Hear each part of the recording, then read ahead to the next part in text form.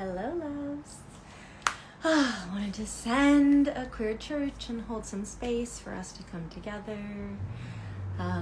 It is Friday the 13th. It is our third Friday the 13th of this year, which is unusual. We're seeing them more and more. There's so much wild astrology and cosmic things going on and things happening in our world. I think those are connected. For Friday the 13th, I wanted to highlight again, this used to be called the Day of the Goddess. This used to be connected to Venus, this powerful number, the number 13, femme energy, goddess power. So of course it's turned into this like we fear spooky things because everything happening and connected to femme divine, and especially because this is connected 13 as the 13 moon cycles, connecting to fertility and 13 cycles of menstruating people. All of those things are spooky to the patriarchy in the world. So now it's this day, which I find fascinating and which I also embrace. I'm like, fine, be horror, be blood, be violent, be pain, be power, and be goddess. So just want to uplift those roots. If you're feeling any of those things, that's our history. It's not surprising. That's where we are. And of course, we're in eclipse season. So again, I call this tornado time. We are in the time when everything that was on the ground, peaceful, calm, has been lifted up, has been brought up, is up here in our faces, seeing the light, being sometimes upside down, being very uprooted. Perhaps we are in the house going around and around the tornado. We don't yet know where things are going to land. We don't know if on the other side of tornado time, when eclipse season is over, will we be in Technicolor? Will we be in black and white? Will it be a neighbor? Will it be a witch? Who will be with us? Who will we be? That is, who will we have landed on? We don't know yet. And so I say that just to remind us to be patient with ourselves, to remind us to ground as much as possible, and also for us to pay attention, to be aware. Eclipse season is an incredible time when shifts are possible, when portals can be entered and exited, when transition times can happen, can step through. Especially this eclipse season, which I've been sharing about, which for so many reasons, especially being total lunar eclipse, total eclipses, have this power to really shake up our everyday. For folks that came to Moon Meet, I was talking about how 2020, right? I talk about this. House of Our Queer was my pandemic truth. 2020, it's a shelter-in-place time of the pandemic, really shifted so many people's consciousness. It was a time when so many people made big changes, left relationships, entered relationships, had children, made steps, changed especially the way that we're willing to work. A lot of folks were, this is what work is, this is how I show up, this is what I do. And then the quiet of 2020, that time of quiet, that time of having everything external shift and change and say, no, thank you, I'm not accepting this, or even just noticing, just looking up at that shelter time and saying, wow, this is what I was doing. And this is what, now that it's not there, how do I feel?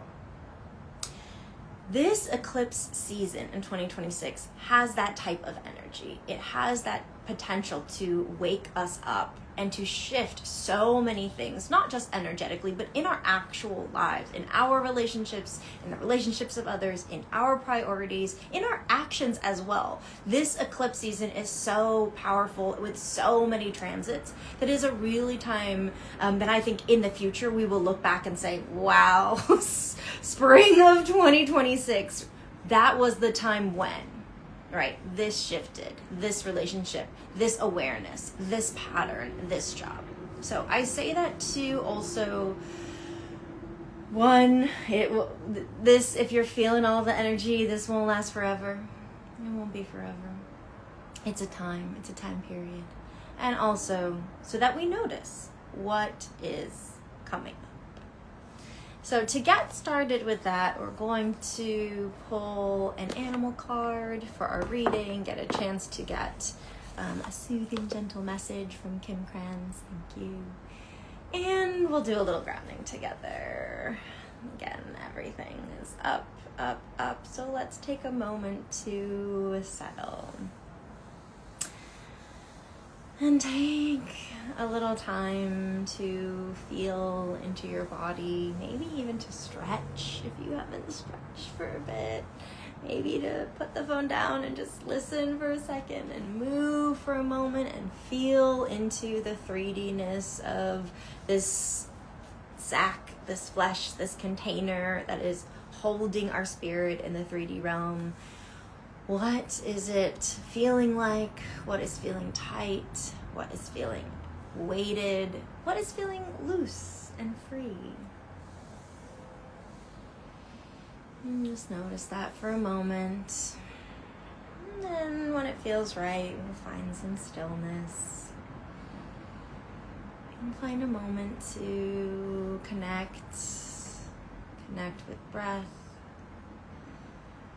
Imagine that as you're breathing in, it's not just coming in, down, and back up, but that as you breathe in, you're actually bringing chi, energy, life force from above your head and below your seat, breathing that energy in, and then releasing it back out. Do that again, breathing that energy in, both sides, up, down, and releasing it out. Invite in a nice stream coming in, melting your mind, swirling through your energy, flowing down, flowing away. Maybe grow a little bit, set anchor, set roots. Root into the earth below this constructed floor, all the way to the ground, to the ancient wisdom below.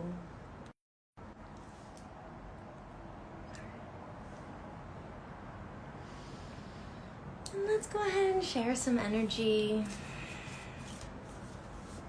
and invite in a reading message. Ooh, we've got fish. We are in water. So water sign, it's interesting because right now we are in the pole still, the time of eclipse from the Virgo eclipse, but we are moving towards next Wednesday, the Pisces new moon, this spring equinox, this more, this Pisces flow. So let's see. What's your message, little fish? Ooh. Restlessness, change of focus, lost in the current. Very eclipse, tornado. Fish loves to be subsumed in life's current. Nothing pleases it more than movement, movement, movement, and more movement. The roaming lifestyle of the fish may be exhilarating for a while, but usually leads to weariness and slippery relationships. With all the possibilities out there in the vast waters, the fish becomes lost without clear goals and intentions. Spend some time with the lunar forces, dear fish, as the peace and calm of the moon will soothe your soul. Damn, that's perfect. Literally, the invitation and the offering today is let's not let eclipse season pass us by. Although things may feel very intense, let's sit with the messages of the lunar eclipse, of the solar eclipse before that.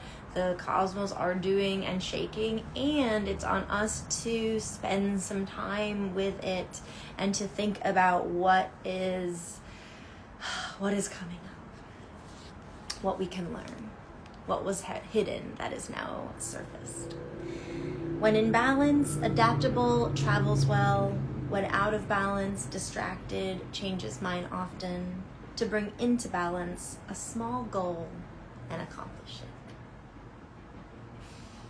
I will admit I'm feeling a little red with this because I am about to travel for a month. I'm heading back to Asia on Sunday after Queer Magic on Saturday. And so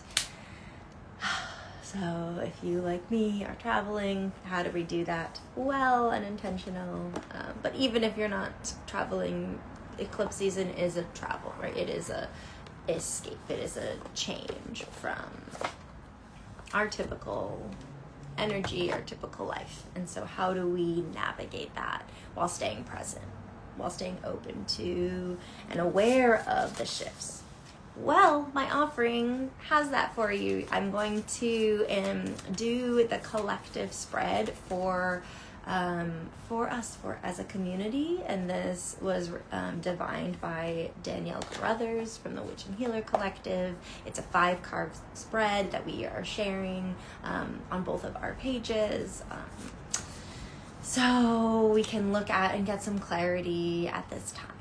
So this is all around eclipse season, and again, I'll share this for us collectively, and I encourage you to do this for yourself and see what messages there are for you. But this can hold some context for this time.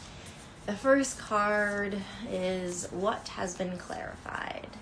In this eclipse season, started February 17th, going all the way until next Wednesday with our Pisces new moon. In this container of time, what is clarifying? What is becoming clarified?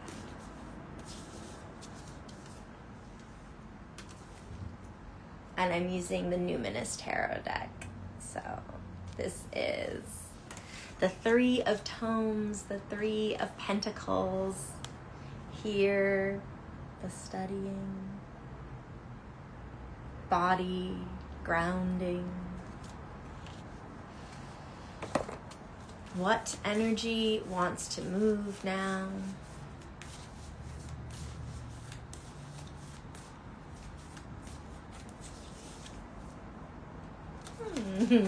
Explorer of Tomes. So clarifying what there is to study, what is in the books. Also, the 3 of Tomes is having everybody kind of having their role, everyone having a place and working together for the thing, for the clarity. Here in the what energy wants to move now, we are on a horse. This is a deer, but we are exploring, we are moving, we are leaning into perhaps the fire horse energy to explore. All right, what needs structure or boundaries collectively for us at this time? What needs structure or boundaries? Oh, the 8 of Bells. This is 8 of Swords, 8 of Perspective and Mind, needing structure. So if the things that are coming up in this time of transition that are big and changing are up here, if they're feeling like I am trapped, I can't move on these messages, I can't explore, I can't learn something new because my brain is feeling that everything is piercing, everything is difficult, I am trapped here in these thoughts. How do we relax our mind? How do we take the blindfold off? How do we release some of the binding that we feel? And how do we do that with a shift in our perspective? Because in eclipse season, we cannot manifest. We should not manifest. We cannot necessarily take the action that would immediately relieve the pressure because we're meant to be learning. We're meant to be sitting in these lessons for weeks, for a month, right? And so that can feel really difficult and it can mentally weigh. And so how can you shift perspective here, even about eclipse season, if it's not the specific thing that's shifting and the relationship that you want or the relationship to work that you want to shift? How can your perspective shift with structures or boundaries? And I will also say, in terms of structure and boundaries, this can be what are the ways that you are letting your mind disaster spiral, that you're letting your mind worst case scenario, that you're doing so many what ifs, that that is the thing that actually needs boundaries. What supports my vision? If we are moving towards what supports the vision of what's present in eclipse season, Four of Vials, Four of Cups. I have blessings, more are coming. My only offering or guidance is to look directly at them, is to enjoy, to drink, to trust that more is coming. That, and being heart open, being heart led, that supports the vision. So moving from head to heart also. And finally, what helps me move sustainably? Eclipse season is big, uprooted shifts and changes. Part of that is because we can micro harm ourselves. We can micro pile on and then make a big shift. And this is meant to be, okay, well, what is a sustainable shift and change?